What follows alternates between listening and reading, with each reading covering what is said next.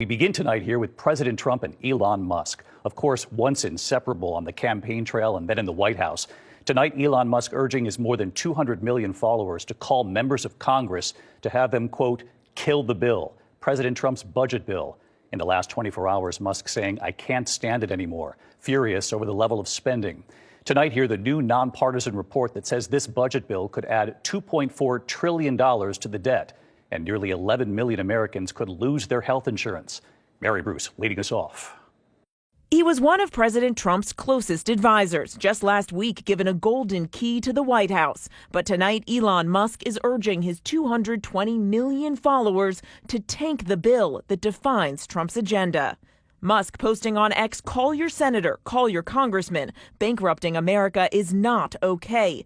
Kill the bill. I think he's flat wrong. I think he's way off on this, and I've told him as much. Today, the nonpartisan Congressional Budget Office saying the bill, which extends Trump's 2017 tax cuts and makes cuts to Medicaid, would force 11 million Americans to lose their health insurance over 10 years and add $2.4 trillion to the national debt. Musk labeling it a disgusting abomination. The president still hasn't said a word about Musk's outburst, at least not publicly. He's not delighted that Elon did a 180 on that, but look, I don't know what happened in 24 hours. Everybody can draw their own conclusions about that. Some Republicans suggest Musk may be motivated by his own self-interest.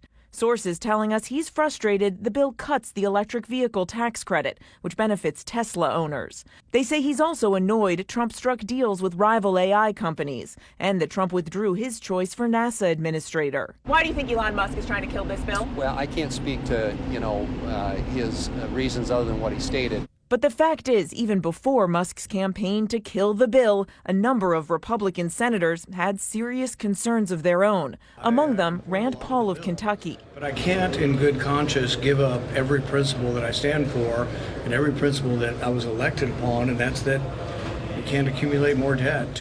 And the president just wrapping a meeting here with key Republicans. But David, tonight all eyes are on the breakdown of this relationship between Elon Musk and President Trump. Musk just posting again moments ago, railing against this bill.